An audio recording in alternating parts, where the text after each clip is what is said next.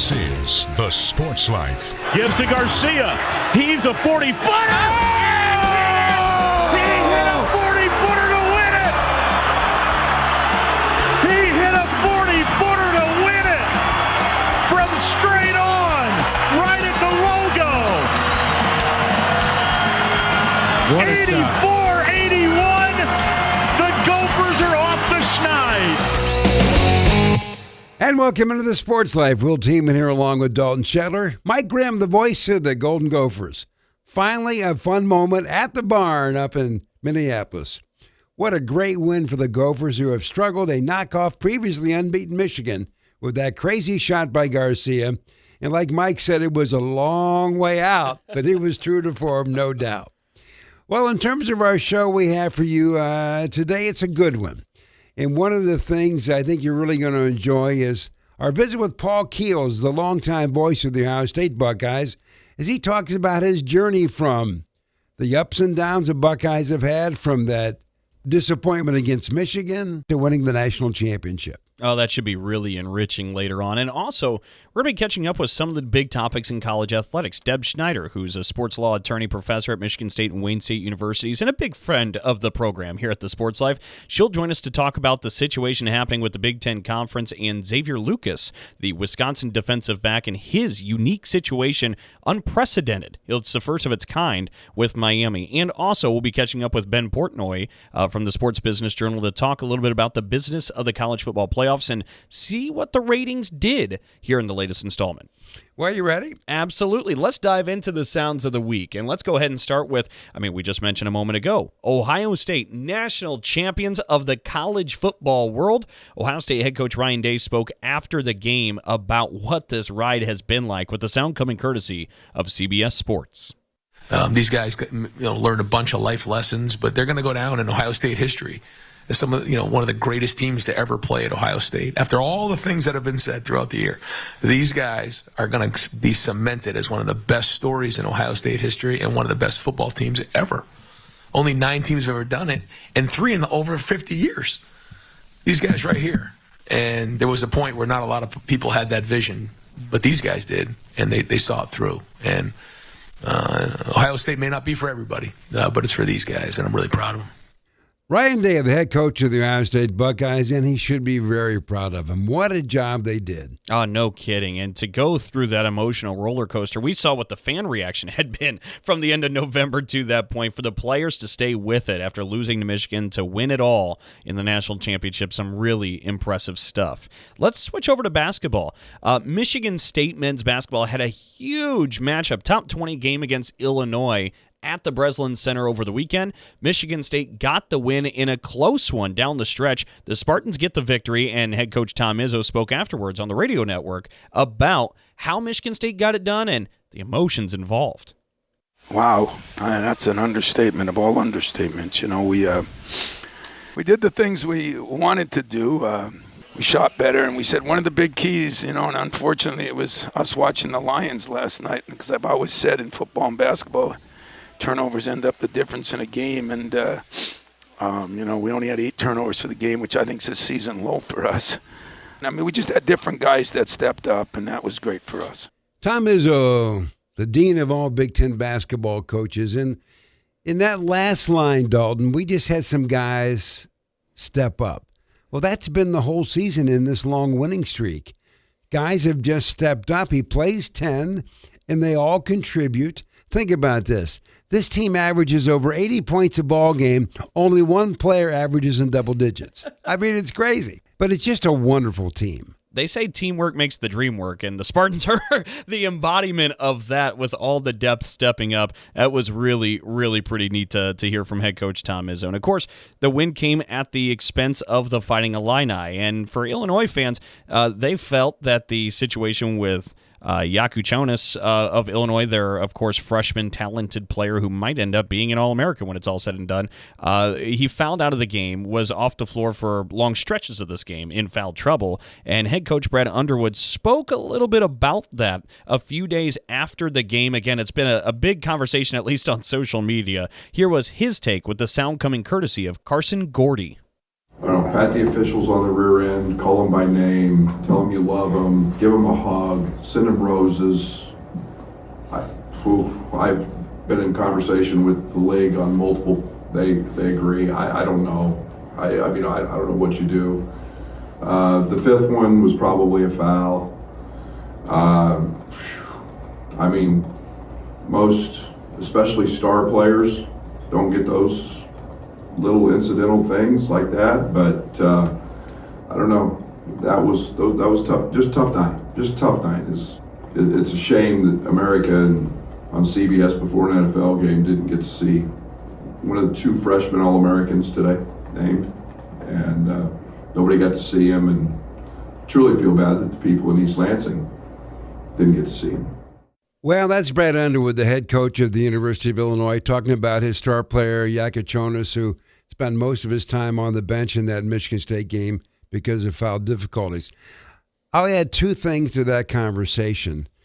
It's pretty universal that the officiating in the Big Ten has not been consistent for sure, and I don't think they're having their best year. But on the other hand, if you look at the whole body of work, I can point to games where Yakichonis played, and he got the start treatment. So there's your problem. If he does something against the University of Washington and it's okay, and then he does it against Michigan State University and it's not okay, that's a problem. And that is one of the biggest problems we have right now. And these players, these coaches, they work so hard, they deserve better. Fair point, and frankly co-signed. But I do want to go over, because it's not the only frustration with fouls that happened in the Big Ten over the weekend.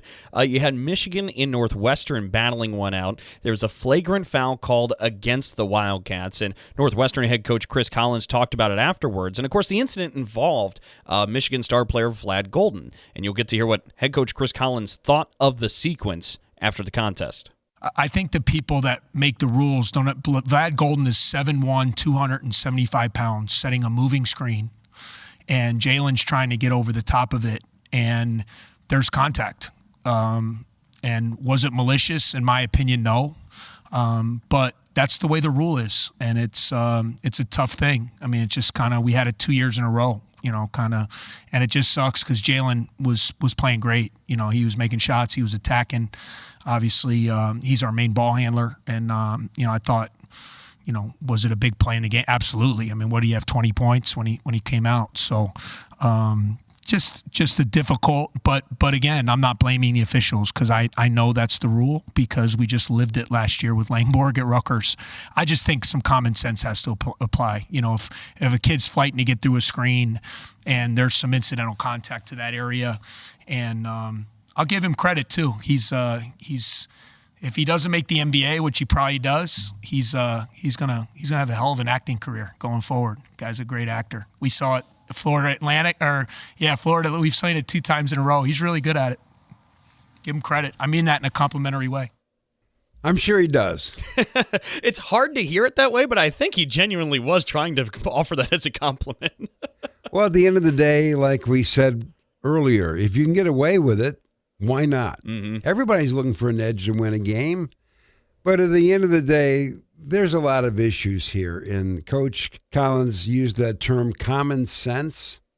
Well, I don't know how you instill that, but we need some of that too. Yep. And so why are we continually talking about the officials after all these games? Officials, front and center in an overtime game. Officials, front and center in a great game between Michigan State and Illinois. At some point, you got to go where there's smoke, there's fire, and maybe we should take a harder look at stuff.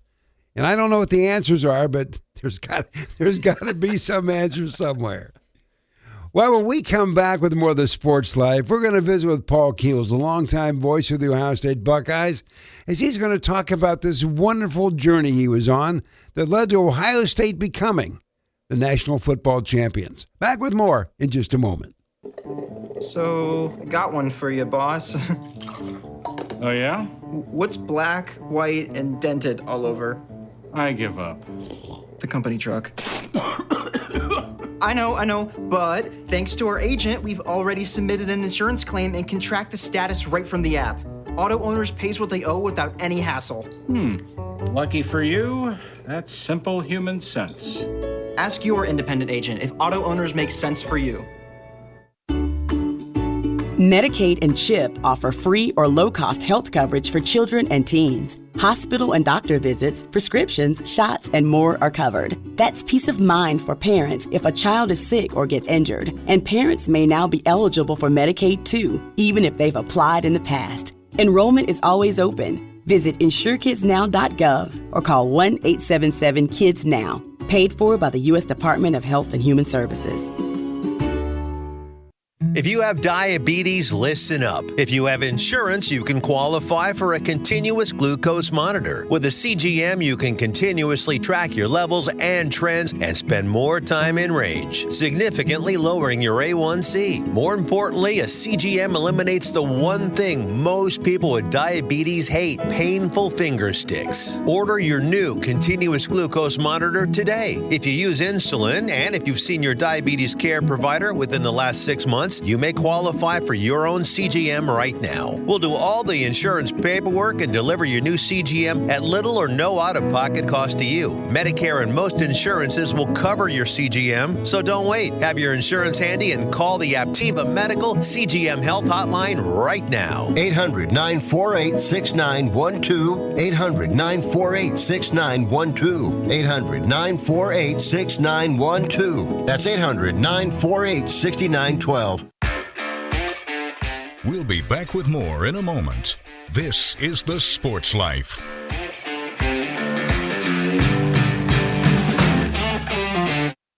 Roxanne Watson is on a mission. Hello, how are you doing today? She wants more people to register as organ, eye, and tissue donors. Are you an organ donor? Yes, I am. Yay. My goal is to sign up the most people in the United States. What drives her? Roxanne's own life was saved through the gift of a heart transplant, made possible by an organ donor. I decided that day that I was going to devote myself to the cause of organ donation and signing people up and honoring my donor by doing that. Now she's back to health, and she's a powerful force helping to save lives every day through her work. Imagine what you can make possible by leaving behind the gift of life. 8 people can be helped with the major organs, and up to 50 people can be helped with a little bit of everything. And when you think about it that way, that you could help that many people, it's amazing. It really is. Learn more and sign up as an organ, eye, and tissue donor. Go to organdonor.gov. A message from the U.S. Department of Health and Human Services, Health Resources and Services Administration.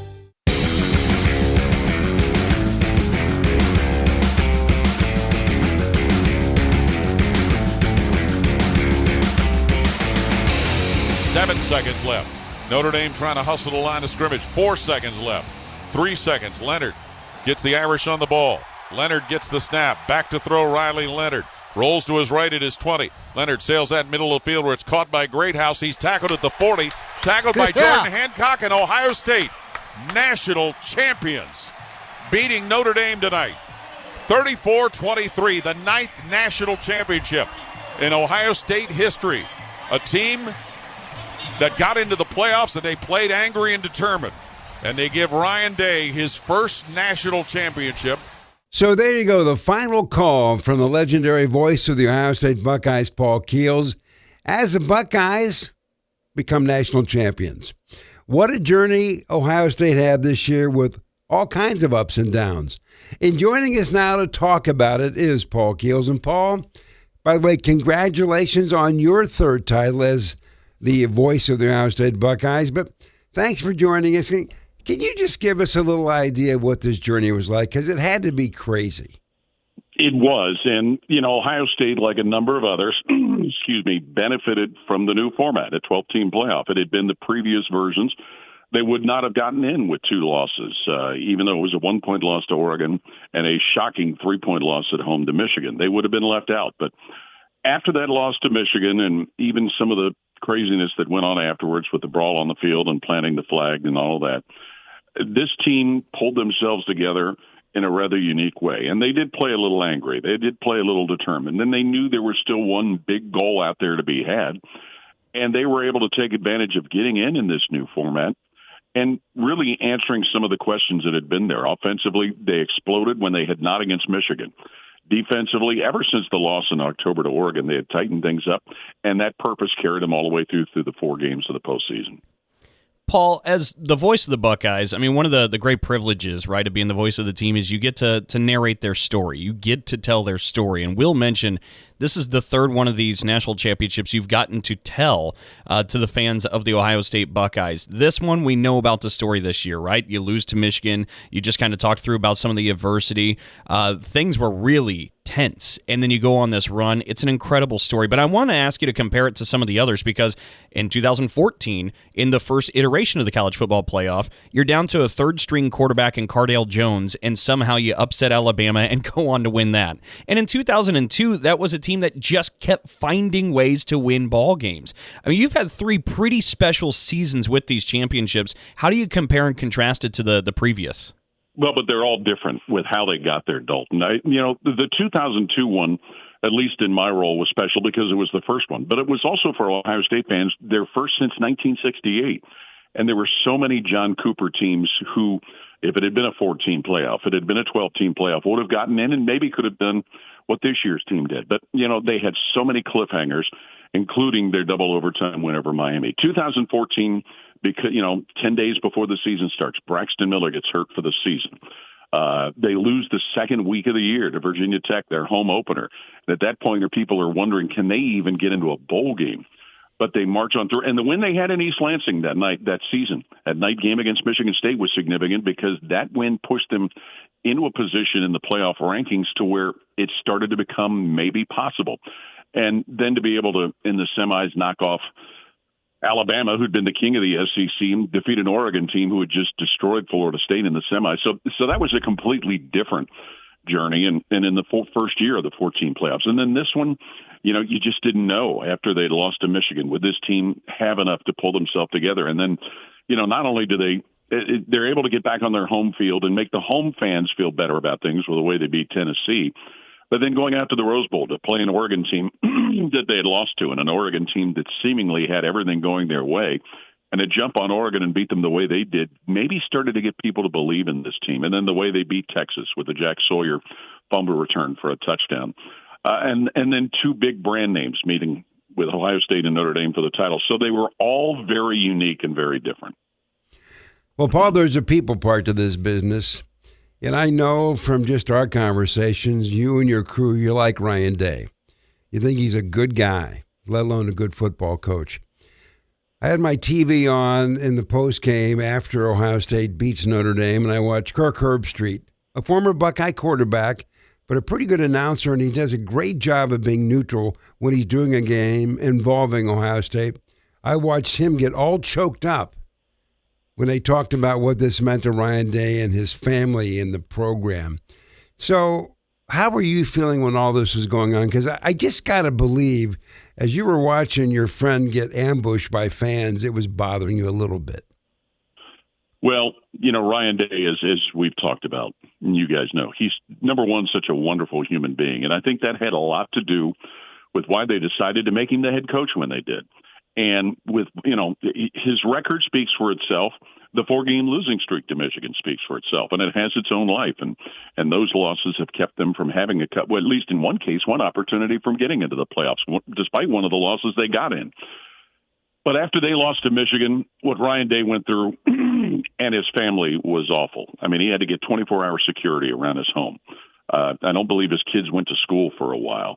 Just the threats and the nastiness and the vile things that were expressed that he and his family went beyond the frustration of losing to your rival for a fourth straight year.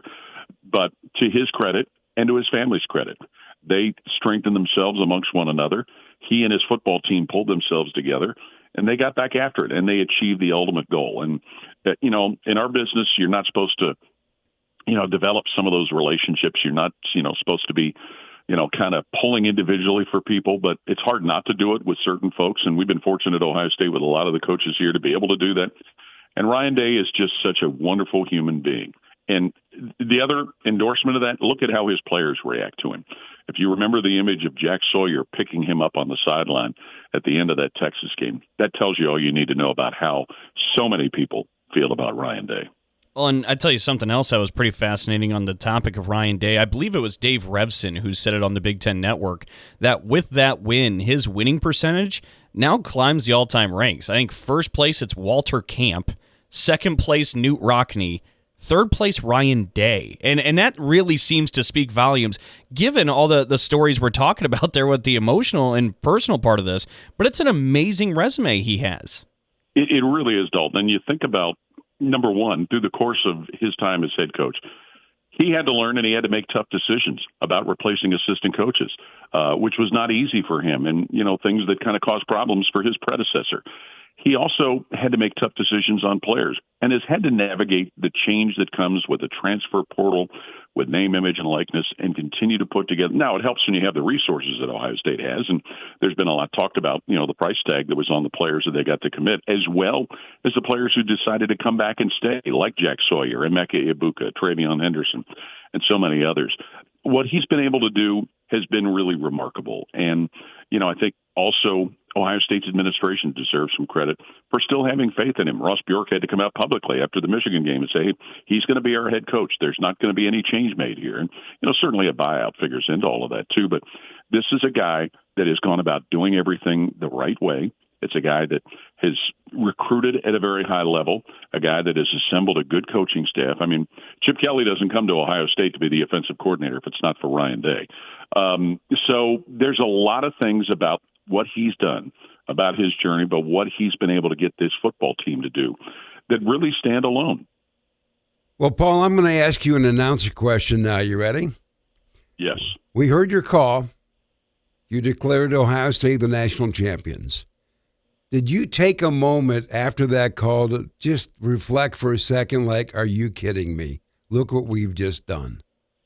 Yes, and also even before the game, just having had a chance to do that. As an announcer's standpoint, the last time Ohio State played in a national championship game was in 2020, and we had to do the game remotely. We were not able, because of company policy, to travel to any of the away games that year. So we did the national championship game when they lost to Alabama in Miami in a studio in the basement of the Schottenstein Center. So just being able to be there in person, not only for the title game, but for, every game now, you learn not to take that for granted anymore, to be there in person, as difficult as the traveling can be sometimes. But, the first thought that really came to mind was what we had just talked about, guys, about Ryan Day, about those players, everything they had gone through. It just truly was remarkable. I'll tell you the other thought that jumped in my mind, Will. Before the season started, I had a discussion with an acquaintance who is an incredibly passionate Ohio State fan, and maybe a little over the top, who made the comment to me, if Ryan Day doesn't beat Michigan, he's gone. That is just a fan. This is nobody of any importance. And I said to this individual, I said, it's possible. This is before the season. I said, it's possible they could lose to Michigan and still win a national championship. And they didn't want to hear that. But it's crazy that that's what actually ended up happening. So, yeah, you take a minute to think about it, but your thoughts immediately go to those coaches and to those players and their families. Well, congratulations, Paul. It's fun to be part of something special, and I think you were right smack in the middle of it. So I will see you soon. You got it. Take care, guys. Well, there you go. Some of the thoughts of the legendary voice of their Ohio State Buckeyes, Paul Keels. Well, coming up on the Sports Life, we're going to take a look at the maneuvering and some legislation and who's on first. Your normal day in college athletics. It's all coming up in just a moment. Oh, yeah. Hey, Dad. Did you get a new haircut or something? A new shirt? You're looking good. What happened? A little fender bender. How little? A few days in the shop little. But thanks to Mom and our agent, we've already submitted a claim and can track the status right from the app. Auto Owners pays what they owe without any hassle. Sounds like simple human sense. I'm fine, by the way. Oh, yeah, I was gonna ask. Ask your independent agent if Auto Owners makes sense for you. This is a potter's field. When people can't pay for their funerals, they are buried here. It is a lonely, desolate place, littered with unmarked headstones. No one visits. No one leaves flowers. But it doesn't have to be that way. For as low as $1 a day, you can ensure your family will have the money to pay your funeral expenses. We offer burial insurance plans that pay up to $30,000. Considering the average funeral costs more than $10,000, that's peace of mind for your family. There are no medical exams, your rates won't increase, and your policy cannot be canceled as long as you make your premium payments. Call now to get approved in minutes and ensure your final resting place is more than just a pauper's grave in a potter's field. 800-562-2407. 800-562-2407. 800-562-2407. That's 800-562-2407. Paid for by Final Expense Direct. We all make choices about alcohol. Kids make choices whether to drink or not. Bye, Dad. Remember, I'm going to Alex's party tonight and sleeping over. Hey, Em, remind me about that party again? And adults make choices whether to talk about it. That's true of parents and every other trusted adult in a kid's life. Kids want to know our expectations, and they want honest answers in everyday conversations. So talk with your kids and help lead them on a positive path, because when you talk, they hear you. Learn more at underagedrinking.samhsa.gov. We'll be back with more in a moment. This is The Sports Life.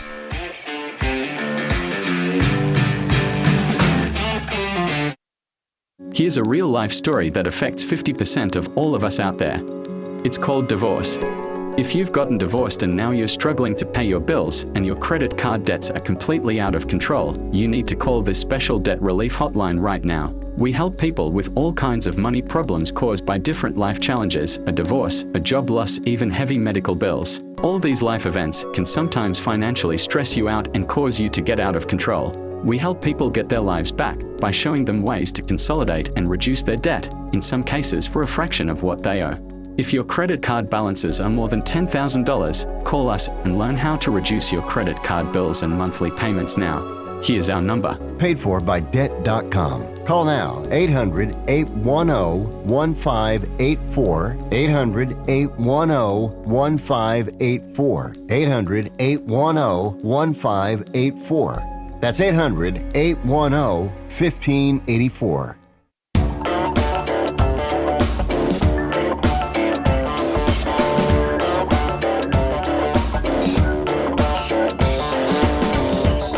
And welcome back for more of the Sports Life. Will Team here along with Dalton Shetler. Well, there's always something to talk about when it comes to money and college athletics and who gets what and who goes where.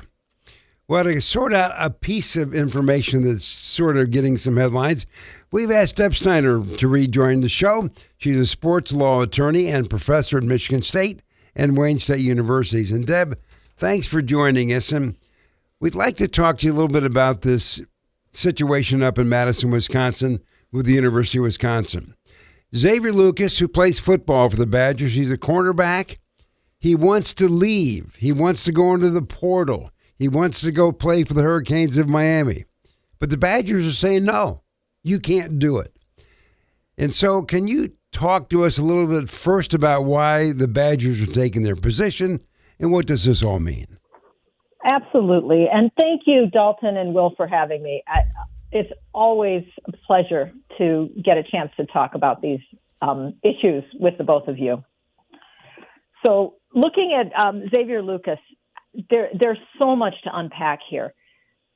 Wisconsin put together a memorandum of understanding which asks their athlete to sign over their name, image, likeness rights. And this all goes back to that house settlement where we're going to be going into revenue sharing because the schools are looking to make that $20 million that they're going to share with the athletes. So they ask him to sign a memorandum of understanding to basically sell his NIL rights to the school, and in return, he's going to get payment. That's the first problem. The house settlement isn't final yet, so we don't know that we're actually going to have revenue sharing or that amount. So it's all predicated on the fact that the school is going to revenue share with a settlement that hasn't been finalized yet. Then Lucas says he wants to leave, and ostensibly his father is ill, and so he wants to transfer to Miami, at which point Wisconsin says, no, you signed this binding 2-year NIL agreement, and obviously we have questions with that, and refuses to put him into the transfer portal. Well, there's a second problem. The NCAA requires that if an athlete asks to be in the transfer portal, the school has 2 days to do that. So they refuse to do that. So there's a breach of NCAA rules.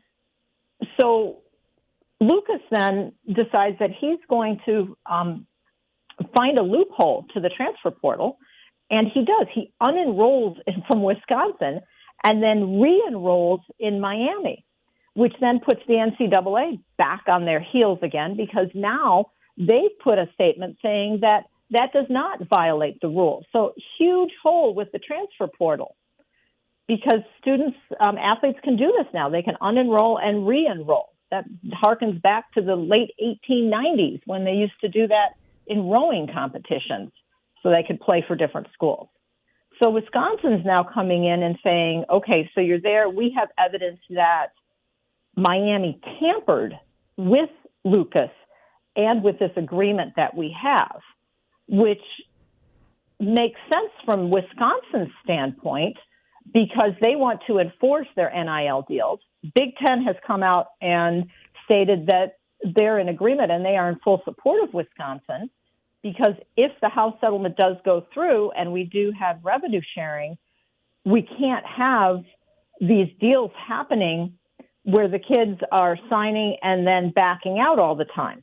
I mean, ultimately, this is an intellectual property contract where you're signing your name, image, likeness to what would normally be an employer, but we're trying to avoid the employment situation. So it's just a name, image, likeness license agreement.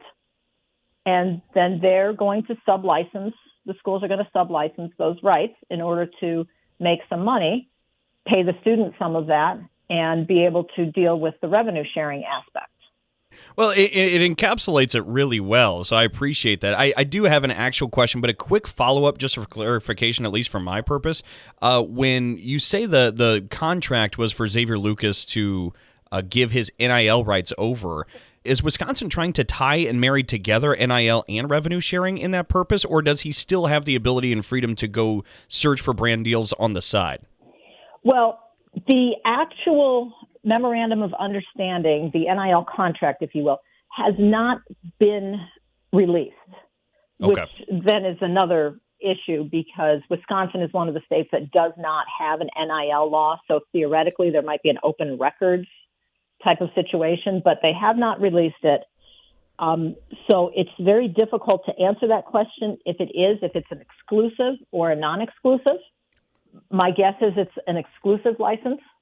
Good enough. That helps us kind of understand something a little bit more. But, Deb, I want to point everybody's attention to this because the reason why this is so important, not just because it's not just another story in the chaos and the circus that is college athletics in today's day and age.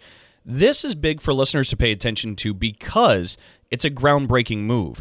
This will set a precedent in two folds. One, how much authority do these binding contracts have that institutions want to put in front of the athletes and that the athletes sign? Also, if the transfer portal is no longer valid or somebody can still basically transfer without using the portal, it challenges the validity of the portal as well. So if we open Pandora's box here, Deb, what's the worst case scenarios in both of these folds? I think realistically, the worst case scenario is that you really do have that free market that the NCAA has been trying to avoid. Once you enter into a contract, to hit both of your questions, if we're enforcing binding contracts, we have to have the precedent on which to enforce them. And everything is based on the fact that there could be revenue sharing. That is a settlement that hasn't happened yet. We have a new administration in office. We have most likely a new position from the Department of Justice. There is still some question as to whether that settlement will actually happen and we will be doing this revenue sharing. So once that happens, we can unpack that particular question a little more. But as of right now, if you've entered into a contract, it should be binding, but there's oftentimes an out. And in fact, in the contracts that we expect this to look like, we see that there is a transfer out. So if you do transfer, that there would be a sell-off of name, image, likeness, maybe your jerseys or whatever. There's also most likely a clawback provision, so that if you are paid money and then you transfer or leave, that the school can get the money back. In the Xavier Lucas, no money has exchanged hands, so there's kind of no harm, no foul here yet. But that could be a big problem. The second problem, I think, is huge, which is the transfer portal. Because if the student doesn't have to enter the transfer portal, the only advantage for that portal is that then they can talk to other schools. And that's where this case with Miami is a bit troubling, because if Xavier Lucas just unenrolled and re-enrolled and didn't talk to the school about playing, which obviously he was going to play, and he had talked to the school, I think, before he committed to Wisconsin. But there's no advantage then to the transfer portal other than you can talk to schools. But if an athlete knows where they want to go, the NCAA has lost control over this transfer portal. And there are so many rules associated with it that this might open a huge hole for athletes just moving, complete free market. Well, just what we need is one more loophole in a landscape full of potholes. So, Deb, final question. Here's what puzzled me a little bit with this Xavier Lucas thing. What was his advantage to selling anything to Wisconsin if it's his name, image, and likeness? Why not just cut your own deal and keep the dough? Because he has to cut his own deal, Will. As right now, if he gets $1 million deal, he cuts one contract, then it's up to the school to go out and resell or relicense those rights, and he's guaranteed revenue. Otherwise, he's out there, and name, image, likeness is not an easy thing to sell. If you're a top athlete, maybe you can sell name, image, likeness. That works. But if you're not, the average NIL deal is still only $1,000. So if he's looking at making all this money, it's a lot easier to sign one contract, get my money, and let them deal with it. Well, Deb, as always, it's great talking with you. And the great thing about our conversations, there's always another chapter coming up. The world of college sports these days. Yep. Well, I appreciate it, Deb. Keep warm. Thank you. You too, Will. Deb Schneider, who calls the Midwest home, and she's all bundled up because Midwest is a cold place to be right now. But it's always interesting to talk to Deb as we try to make sense of this shifting landscape in college athletics. So up next, we're going to talk some college football playoffs. Was it as good as everybody thought they hoped it would be? That's our topic in just a moment. So, got one for you, boss. Oh, yeah? What's black, white, and dented all over? I give up. The company truck. I know, but thanks to our agent, we've already submitted an insurance claim and can track the status right from the app. Auto owners pays what they owe without any hassle. Lucky for you, that's simple human sense. Ask your independent agent if auto owners make sense for you. If you served honorably in our nation's armed forces and you're looking for a way to continue serving your fellow veterans in your community, then join AMVETS. AMVETS members volunteer millions of hours at VA healthcare facilities from coast to coast, helping to improve the lives of their fellow veterans through the VA Voluntary Services Program. AMVETS posts and departments also participate in a wide variety of community service projects. If you no longer wear the uniform today, you can still serve through the AMVETS by joining today at amvets.org.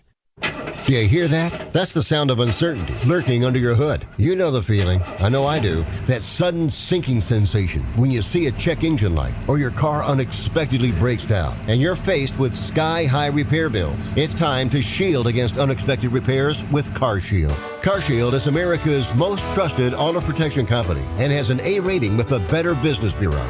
Don't let the fear of a breakdown keep you up at night. Trust the Shield, CarShield, and say goodbye to terrifying repair bills and hello to peace of mind. Your plan also comes with 24/7 roadside assistance, courtesy towing, rental car options, and so much more. Don't wait till it's too late. Call CarShield now before a breakdown. Protect your wallet. Protect your car with CarShield. Get our best protection ever.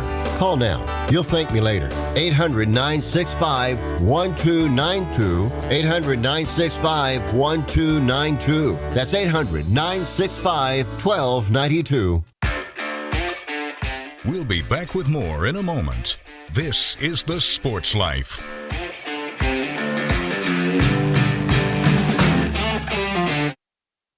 Did you receive a call or message that mentioned Social Security and demanded immediate action? Did the caller know your Social Security number or other personal information and tell you that your Social Security number had been used in connection with the crime? Did you feel worried that your Social Security number might be suspended, your bank account might be frozen or seized, or you could be arrested? That is not the Social Security Administration. Social Security will not threaten you, demand your personal information, or instant payment, email or text you pictures or documents, or use a real government official's name to gain your trust. Social Security does not accept payments by gift card, prepaid debit card, internet currency, or by mailing cash. Criminals use these forms of payment because they are hard to trace. Do not be fooled. Hang up. Ignore them. Report this criminal activity to the Social Security Administration Office of the Inspector General at oig.ssa.gov.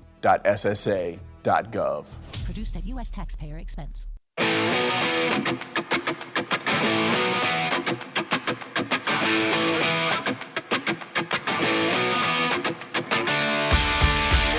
And welcome back for more of the Sports Life. We'll team in here along with Dalton Shetler. And don't forget Auto Owners Insurance. Simple human sense. Ask your independent agent if auto owners make sense for you. Well, the college football playoffs have come and gone, the 12-team format. So the questions remain, did it do what it was supposed to do? Was it good for the fans? Was it good for the schools? Was it good for the sport? Did it make some money?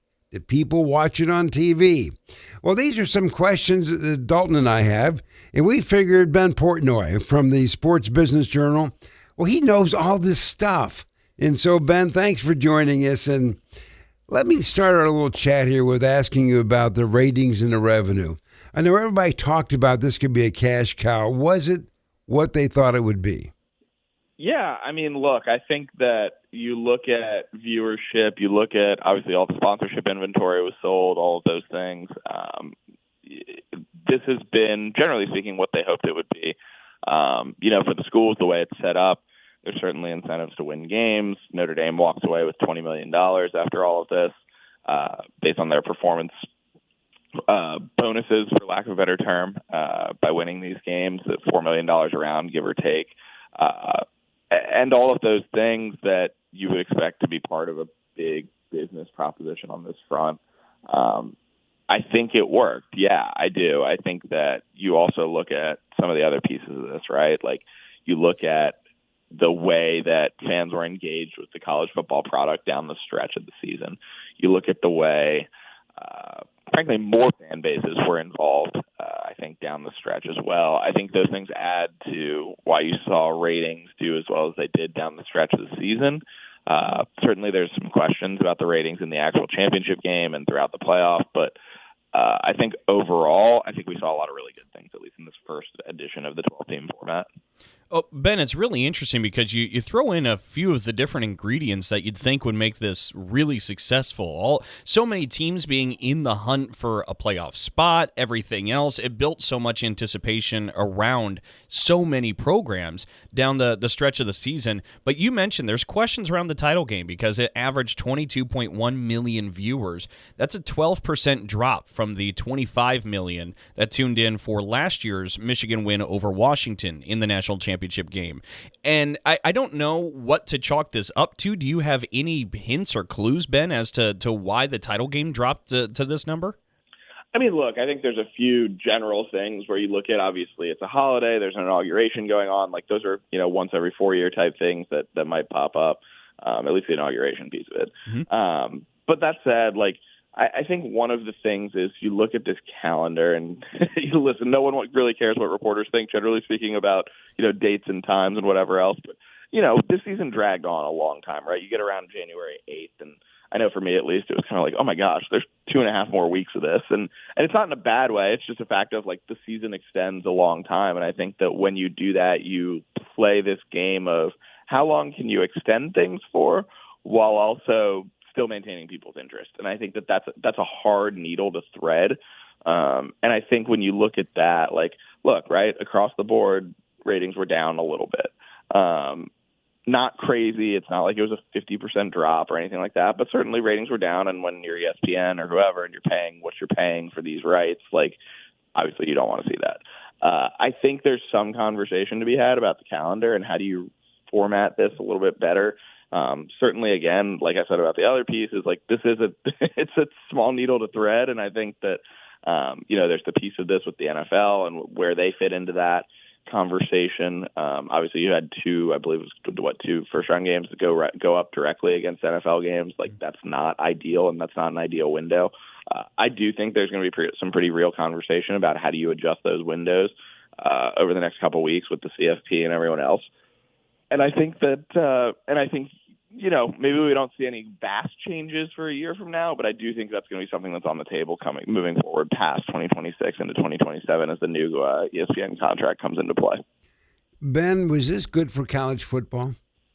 I would say yes. I mean, I think, you look at kind of what I said at the top, like how these teams were engaged deep into the season. I think that's a really good thing, all things considered, for a sport that has become increasingly divisive in terms of how it's structured. I think that the fact that you had, 15, 20, 25 teams, like really feeling like they had a shot at this thing, with 2-3 weeks left in the season, that's a really good thing. I think, I was in South Bend for the Indiana Notre Dame first round game, the first round game of the CFP and that we ever saw. And the buzz was awesome. Like these first round games were killer. And I think that was a huge, huge win for everyone involved.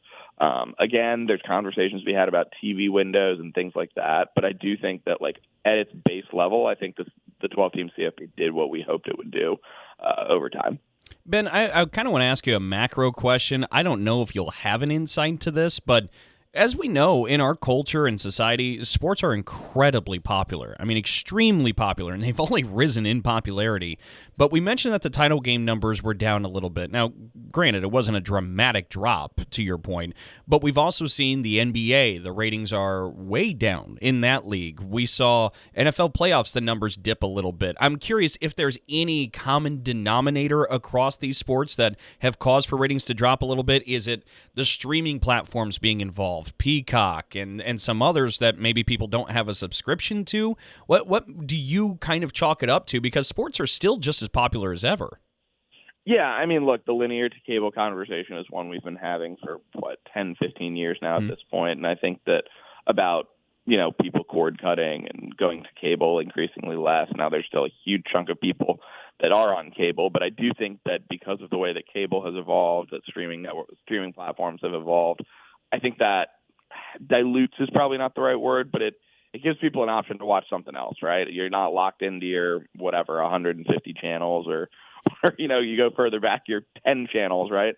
And I think that there's something to be said for that, right? Like people have more options. People aren't necessarily hostage to whatever's on TV a little bit. And I think that's a big piece of it. I think that, obviously, there's just so many things on television at one time, whether it's streaming or cable or otherwise, that I think that, again, it's hard to captivate or to capture an audience in the way that it has been done for years. Now, again, I don't think that the CFP being down, 8% or 12% or whatever it is necessarily an indictment on the entire system. But I do think there's something to that, and I think we've seen that for a long time, and this is just another sort of bullet point in that conversation.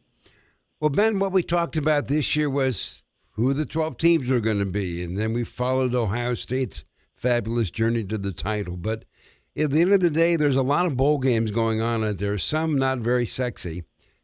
Because of the success of what's happening and maybe the expansion of this playoff, could that trim down the excessive number of bowls we have in general? This is a really interesting question, and I think it gets brought up most postseasons, at least the last 5 years, of what do we do about the bowl system with the playoff in place. And I think that there's a couple prongs here. I would say one, people still watch bowl games. Like ESPN, you look at the ratings, the games still rate really, really, really well. I mean, even the FCS national championship game rates in the 2 millions or the high 1.8 million, 2 million, if not more, range. So postseason football rates well. Secondly, ESPN needs inventory over this stretch of time, right? Over the course of December, right? People are home for the holidays, New Year's, whatever. ESPN needs something to put on TV, and the bowl games are that. So I think that, and the fact that ESPN controls the vast majority of these bowl games, it's, I'm making up a number, but it's, 25 out of 30, give or take, that goes a long way. That's a big piece of this, right? Like ESPN's not just going to give up inventory for the sake of giving up inventory, especially when it rates well. Now, I do think there is a conversation to be had of some of these lower end bowl games of how are the schools going to afford it? You look at what's happening with the House settlement and everything that schools might be asked, generally speaking, of if you have schools that are going to be participating in revenue sharing or something along those lines, right? Whatever that looks like, that's money that schools have to spend on athletes. And most athletic departments, if you ask around and you talk to a group of 5 programs that are going to bowl games or, even lower level Power 5 schools, like a lot of schools lose money by going to a bowl game. And I think that is not something that's going to fly moving forward. Now, where does that sort of hit the fork in the road? I'm not sure. I do think, though, there is a conversation of, do you shrink this down from it being a 5-day trip to a 3-day trip or a 2-day trip? Are there ways to simplify this? Do you go from saying 6 wins is bowl eligible to 7 or 8 outside the whatever conferences? Maybe there's some argument to be had there. But I do think that's a real conversation that people are having. I do think it's going to become more of a conversation as schools are having to jump into the revenue sharing world and having to find ways to make more money. Like, that's a real conversation that I think a lot of folks are saying. Like, I talked to one group of 5 AD a couple of days ago, and they joked. They said, shoot, I'd rather go 5-7 than rebuild in the transfer portal than go 6-6 and have to spend that money on a bowl game. And I think that's not a crazy line of thinking for a lot of folks. And I think that people will. I think that becomes an increasingly popular conversation, at least in the coming years. Well, Ben, as always, appreciate it. I'm sure we'll visit with you soon because this landscape is not stable. It's always shifting. That it is. It is. There's no shortage of things going on, and with the CFP and what format that might take and everything else, it is a crazy world, and it is only getting crazier. Well, Ben, thanks a lot. Appreciate it, guys. Thanks for having me. Ben Portnoy from the Sports Business Journal. Well, so far so good, I guess, Dalton, when it comes to the playoffs. But does it get bigger? Do we condense the dates? There's always something to talk about, right? Most certainly is. Well, when we come back with more of the Sports Live, we're going to talk about our parting shots. It's all coming up in just a moment. Oh, yeah. Hey, Dad. Did you get a new haircut or something? A new shirt? You're looking good. What happened? A little fender bender? How little? A few days in the shop little, but thanks to Mom and our agent, we've already submitted a claim and can track the status right from the app. Auto owners pays what they owe without any hassle. Sounds like simple human sense. I'm fine, by the way. Oh, yeah, I was gonna ask. Ask your independent agent if auto owners make sense for you. Everything is expensive right now. Gas, food, you name it. You're spending more, you are making the same or less money. So, what do? You rack up credit card debt, that's what you do. It's not your fault. It's the economy. And guess what? If you rack up too much credit card debt like some of us, you can't pay your bills. Then the credit card companies, as nice as they are, start hounding you for money. Then you start your downward spiral. A smart thing for you to do is to call the Zero Debt. They can help you consolidate all your credit card bills into one affordable payment. Millions of people have done it. It works to make you debt-free. Make this free call right now. It costs you nothing to learn more. 800-298-9093. 800-298-9093. 800-298-9093. That's 800-298-9093. We are strong, we are resilient, and we will get through this together. But these are stressful times, and it's important to also practice good self-care. It's normal to feel overwhelmed, anxious, or afraid, but there is hope. Reach out to someone, connect with your friends, stay in touch with your community, and know that you are not alone. Learn more at wearebroadcasters.com/hope. Furnished by the National Association of Broadcasters and this station. We'll be back with more in a moment. This is The Sports Life.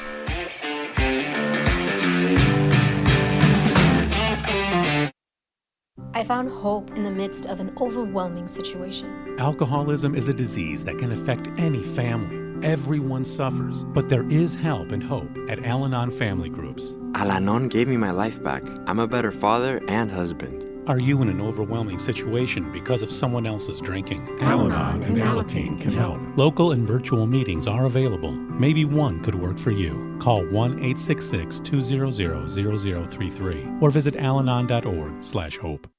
I'm Naheem Hines, professional football player. No matter the challenges I face every day in the NFL, my mom is always there for me, despite her own struggles with muscular dystrophy. And MDA is there for my mom. At their 150 care centers across the U.S., MDA is the leading organization in research and care for kids and adults with muscular dystrophy, ALS, and related neuromuscular diseases. Join me and learn more at helpmda.org today. Thank you.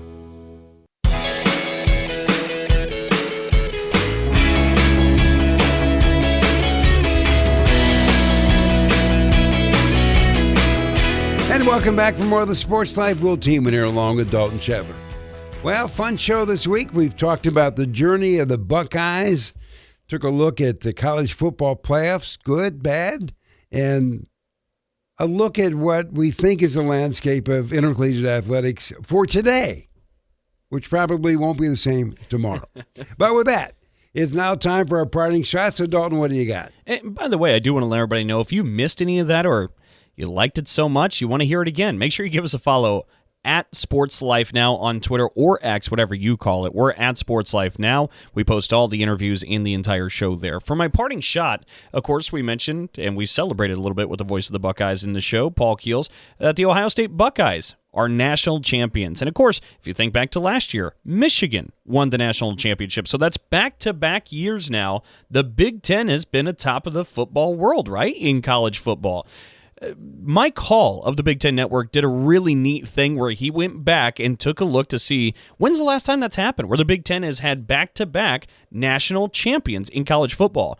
His search took him all the way back to the mid-'60s. 1965, 1966, both were won by Michigan State, of course, back in the Duffy Doherty days there in East Lansing. But how about that? A search of about 60 years for the last time the Big Ten went back-to-back. Pretty cool what happened this year. Yeah, it's very cool, actually. Well, what I'm about to talk about isn't so cool. This came out of Bloomington, Indiana this week. The headline is that Indiana lays off 25 as revenue sharing nears. First paragraph says, Indiana University has laid off 25 athletic department employees as it prepares for revenue sharing with athletes that is expected to begin this year, according to multiple reports. 25 people just lost their jobs. And this is not the end of what this storyline looks like. We're going to see this on many other fronts. But at the end of the day, 25 people don't have a job right now because there's no controls over spending in athletic departments. And I don't think this is the answer. Laying off 25 people probably is not the way to go. How about getting legislation and rules in place and bring some law and order to this thing? And then if you want to lay off some people, that's your business. So there you go. As always, thanks for joining us for our show this week. And we should also note that you can find us wherever you find your podcasts, like SoundCloud, Spotify, and Apple. And make sure to check us out and hit subscribe. As always, thanks to the Big Ten Network. The Sports Life is produced by Dalton Shetler and assisted by Owen Cronin. Our executive producer is Wendy Hart. So on behalf of Dalton Shetler, I'm Will Teeman, and thanks for your time.